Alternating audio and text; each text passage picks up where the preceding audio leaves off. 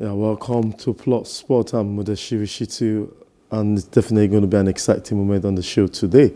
As what you just saw earlier was the goal and the highlight of the match between the Flying Eagles of Nigeria and the Hip Hops of Uganda. The goal qualified us and made us among the 4 teams to qualify for the World Cup taking place in Indonesia. Joining me to discuss this and other story on today's program is Jide Alaka. Good morning to have you, sir. Good morning, Shitu. Thank you for having me again. Thank you. 2 days ago, Jide was here on the program and we previewed this interesting match which made us qualified for the Under-20 World Cup. Now, I said on that day that he would still be the one that we need to have on the show so that he can give us the review of the match and what. And Jide watched that match. So tell us, Jide Alaka, your view about the whole game between Nigeria and Uganda. Okay, thank you very much, Shitu. You know, we spoke briefly during the match yesterday, and one thing that comes out, let me first of all say congratulations to the team. At least the first goal was to qualify for the World Cup in Indonesia, which they've done. But unfortunately, there are so many negatives that one has to report, really. That team, right now, as it is, cannot survive any World Cup, right now, as it is. I know they've been in camp for a long while and all that, but it is improbable that you see a Nigerian under-20 team or under-17 team, and you cannot say categorically that this person is the star man or that person is the star man. They were that average. I was writing down, I was not comfortable watching the match. I wouldn't lie about that. Even though the Ugandans were not also so good. So the level of football in the under-20 championships in Africa, from what I saw yesterday, is very low right now, very low.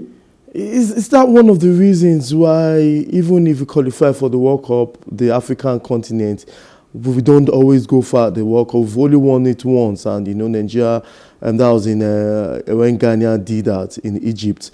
Why this stage of under-20? You said that, but I see a lot of people still want to know why the under-20 is not giving us the best it should, like the under-17, even at the African stage. Basically, in developmental football, the ages between 15 and 18 are very critical, very, very critical. Unfortunately, it is the local league that helps you develop at that stage. And we know the level of our local league, unfortunately. So our players are not able to develop the way they should develop. If you looked at the match critically yesterday, because I watched it twice again, I was trying to look for what was good concerning that team. But there were too many things that were wrong. Players not being good enough on the ball, missing very basic passes, no understanding of the use of space, too many long-range shots. It's a mark of the technical deficiency of a team when all they try to do is score from 40 meters, 50 meters, even when they are able to progress play. As in, there are other teams that are free where you can progress into the final 15 meters of the game, of the field. So it's a lack of technical exposure when players are trying to shoot at goal from 40 meters when they have better options moving forward. So for me, they just played, the under-20 yesterday played just like any of our NPFL teams. More balls in the air than on the ground, basically. Okay, Jide, what does it mean? Does it mean, if I'm going to translate what you just said now, that it might be probably because of, you mentioned technical.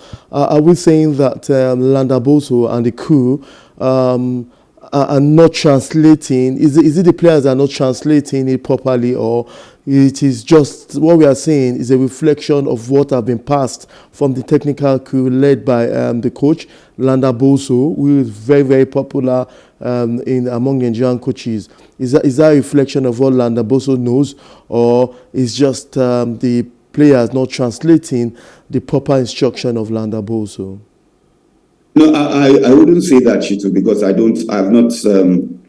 not been at Landa Boso's training ground. It's not only you. I also know people are also be saying that Landa Boso is not one of the best. He has been given this offer several times. It's a conclusion. I just want to hear whether you think Landa Boso knows. If you are going to say that, then let us trace it back. Landa Boso did not give himself the job. What you're saying then is that the NFF technical committee or whatever who chose him are not good enough at their own jobs. So basically, I don't have any blame or portions to Landa Boso. Yes, he is the man responsible for this team, but he was not the one that chose himself to lead this team. And he has antecedents. He has a body of work. He's not a new coach. He's not a newbie. And his history does not tell us that he's going to do anything different. So a madman is someone who thinks that he will do the same thing continually and get a different result. So I won't, like I said, I hold him responsible for the lack of technical depth that his team showed yesterday. But ultimately, the buck falls on the table of the NFF who chose him. They must have seen something to say that he was the person to lead this team. So apart from that, I don't want to apportion any blames. It is what I saw, and like you said, some other people saw it. You can see from the clip. You can just see right now from that clip that is showing on that somebody taking on a shot. Look at this, for God's sake. Look, what is the guy? What was he trying to do? It was not a shot. He's trying to lob the keeper from 40 meters. Lob. It's not done. That's primary school football. You can't do that at this age group. They're supposed to be professional.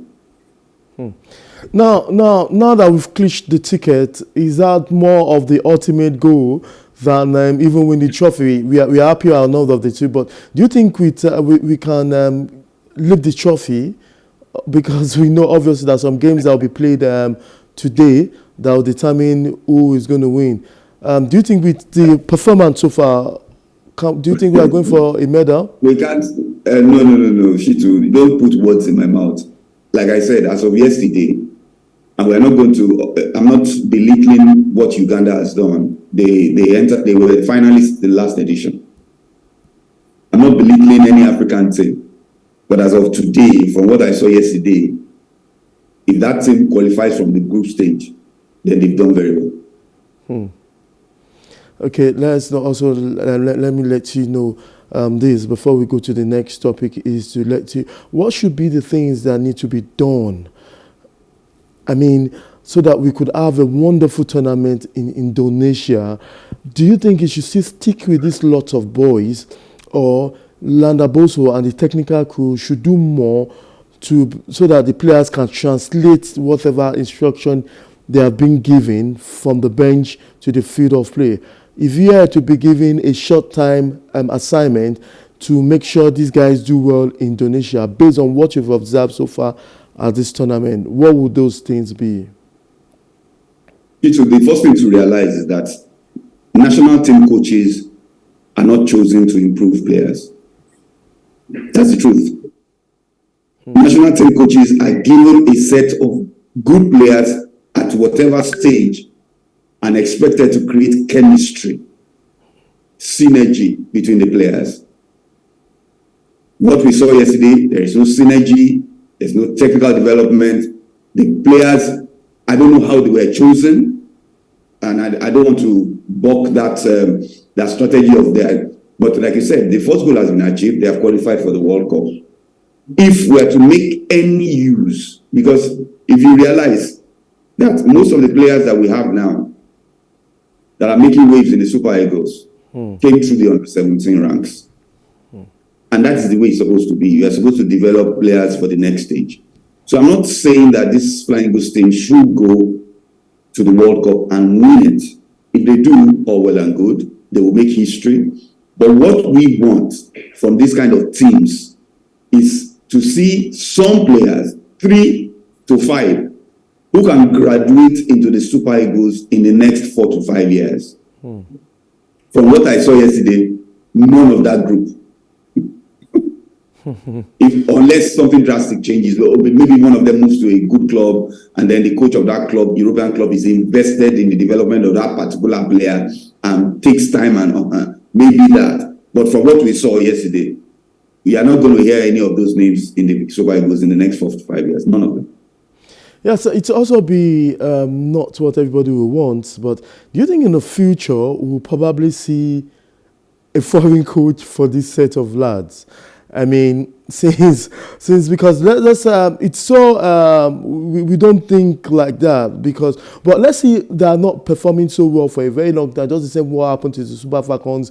We've been having our local coaches, except Bonfejo, if I'm not mistaken, that earlier in their years of the Super Falcons, and now they think we've not been doing so well in the world stage. That's why we have a call for a coach for the Super Falcons. Now, obviously, we've not been doing so well in the world stage when it comes to under 20. Should you expect? What do you think a foreign coach for the under 20, which a lot of people will say no to? But what's your opinion if that should happen? That is not the solution, Shitu. What you are asking is, will the Let me rhetorically ask, would every MPFL side take on a foreign advisor? Because that is where the issue starts. Or will the NFF have a foreign president? Okay. But we never could say, when we saw foreign coach for the Super Falcons, we never expected that. After so much the Super Falcons have done with the local coaches, and until we start saying that, okay, there's a foreign coach for the local coaches for the Super Falcons. You said that will happen in the future. I mean, I understand, but we never could say never when it comes to NFF. Well, don't let us dwell on the Falcons. I think I don't even know what we're doing really. I believe you watched some of the Revelations Cup matches that was played, and sometimes I even refrain from writing about the Falcons because we should have reached a level where we're going for the World Cup, and the least we are thinking of is the semi-final. Okay. Because we have so much talent, we have so much, but we just continue to belittle ourselves day in, day out, and that team. I don't understand the progression. When you look at the team from the Nations Cup even till the Revelations Cup, you are like, okay, so what is he trying to do? What is this coach trying to foist? What kind of? Okay, Jide, I think for that question we will probably see in previous subsequent edition rather.